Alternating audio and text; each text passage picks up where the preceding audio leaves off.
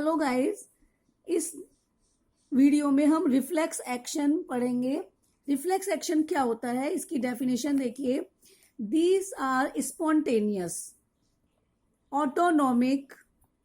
Automatic mechanical response in which will is not involved, so are involuntary in actions occurring without thinking। इसका मतलब reflex action वो functions होते हैं या वो एक्शंस होते हैं जो कि स्पॉन्टेनियस होते हैं। स्पॉन्टेनियस का मतलब तुरंत सोचे, तुरंत होने वाले, उसी at that spot. Automatic mechanical response है ये, जिन पर कि हमारी विलिंगनेस का कोई कंट्रोल नहीं होता है, यानी कि बिना सोचे समझे जो हम वर्क करते हैं, तुरंत जो वर्क करते हैं, ये कहलाता है रिफ्लेक्स एक्शन। और रिफ्लेक्स एक्शन के कुछ एग्जांपल्स जैसे कि withdraw of hand when picked with A needle, यानी जब हमारी हाथ पर कोई निडल छुपाई जाती है तो हम बिना सोचे समझे तुरंत ही अपने हाथ को हटा लेते हैं। इसी तरह से closing of eyes when flashed with strong light, यानी कि जैसे ही हमारी आंखों पे स्ट्रॉन्ग लाइट फ्लैश होती है तो हमारी आंख अपने आप ही बंद हो जाती है। तो ये सारे एक्शंस ये रिफ्लेक्स एक्शन कहलाते हैं। इसी तरह से और भी है example, secretion of saliva increased on site of delicious food, यानी डिलीशियस फूड को देखते ही अपने आप ही हमारी जो सलाइवरी एक्टिव हो जाती है, सलाइवरी ग्लैंड, और सलाइवा इनका जो सिक्रीशन है वो इंक्रीज हो जाता है, यानी हमारे मुंह में लार आने लगती है डिलीशियस फूड को देखकर।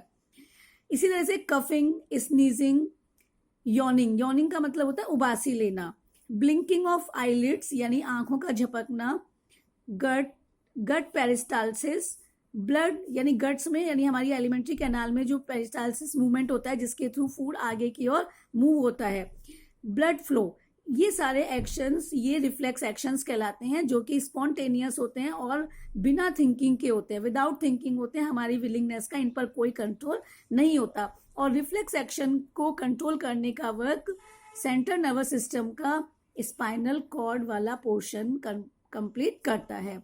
अब हम पढ़ेंगे रिफ्लेक्स एक्शन का mechanism.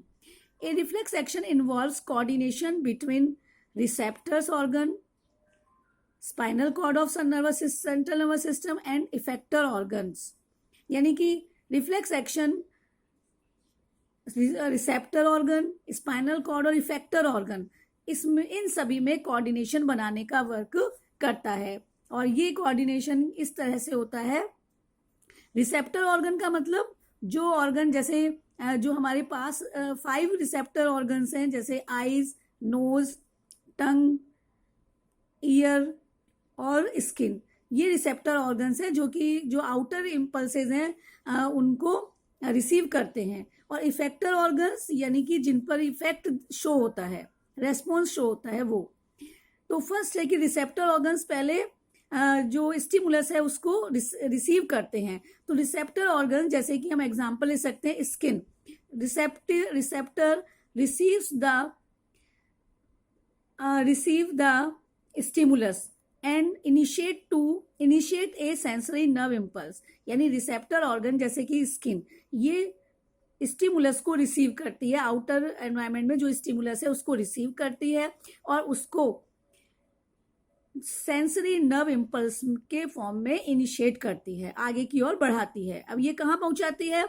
Sensory nerve fibres conduct sensory nerve impulses from the receptor organ to spinal cord, यानी सेंसरी जो नर्व फाइबर्स हैं ये नर्व इम्पल्सेस को, सेंसरी नर्व इम्पल्सेस को रिसेप्टर ऑर्गन से स्पाइनल कॉर्ड तक पहुंचाने का वर्क करती हैं।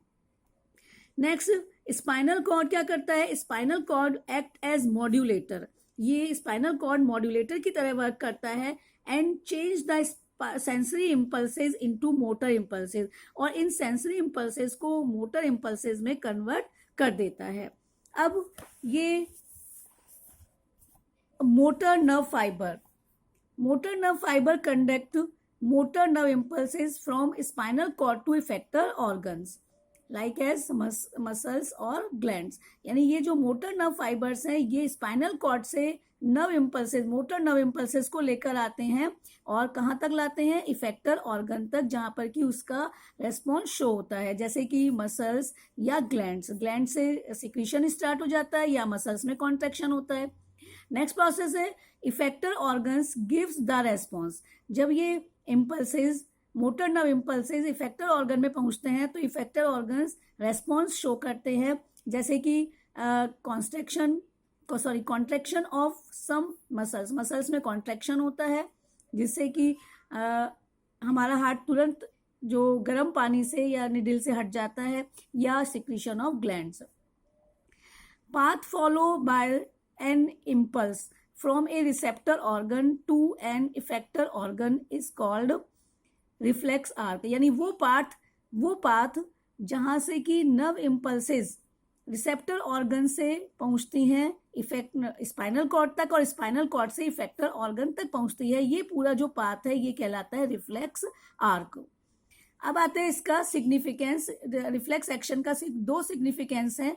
फर्स्ट है कि ये क्विक रेस्पॉन्स शो करते हैं, हार्मफुल जो स्टिमुलाई है उनके प्रति ये बॉडी को क्विक रेस्पॉन्स देने के लिए एनेबल बनाते हैं, जिससे कि जो डैमेज कोई भी so that chances of damage of to body are decrease है, जिससे कि बॉडी के डैमेज होने के चांस कम हो जाते हैं।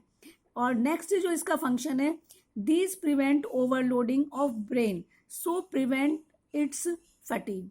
यानी कि ये ब्रेन की क्योंकि ब्रेन को और बहुत सारे वर्क होते हैं तो ब्रेन की ओवरलोडिंग को रोक देता है, जिससे कि ब्रेन के फटीग का मतलब होता है थकावट को रोकता है, ब्रेन को और दूसरे वर्क करने का समय मिल जाता है। तो ये था रिफ्लेक्स एक्शन। हम इसको डायग्राम से समझ सकते हैं। ये एक ये हम कह सकते, ये स्किन है, इसको हम ये रिसेप्टर ऑर्गन है, यहाँ पर कोई निडल पिक की गई तो यहाँ से sensory nerve fibres nerve impulses को लेकर जाते हैं और ये लेकर जाते हैं ये स्पाइनल कॉर्ड तक, और स्पाइनल कॉर्ड उन मॉड्यूलेटर की तरह वर्क करता है और ये स्पाइनल कॉर्ड इन सेंसरी नर्व इम्पल्सेस को मोटर नर्व इम्पल्सेस में कन्वर्ट कर देता है। अब ये जो मोटर नर्व इम्पल्सेस हैं, ये वाली जो नर्व्स हैं इन्हें कहते हैं मोटर नर्व फाइबर्स। तो मोटर नर्व फाइबर के थ्रू ये जो मोटर नर्व इम्पल्सेस हैं ये आती हैं और ये उसी जो स्किन है उसकी मसल्स हैं, मसल फाइबर्स कॉन्ट्रैक्ट होती हैं। ये रिसेप्टर ऑर्गन है, ये रिसेप्टर ऑर्गन है और ये इफेक्टर ऑर्गन है। तो उसी स्किन की ही ये मसल्स हैं, तो मसल्स कॉन्ट्रैक्ट होती हैं जिससे कि हमारा हाथ तुरंत ही वो निडल से हट जाता है। तो ये बिना सोचे समझे क्विक रेस्पॉन्स है, तो इसमें ब्रेन का कोई फंक्शन नहीं होता है। तो ये था रिफ्लेक्स एक्शन। Thank you.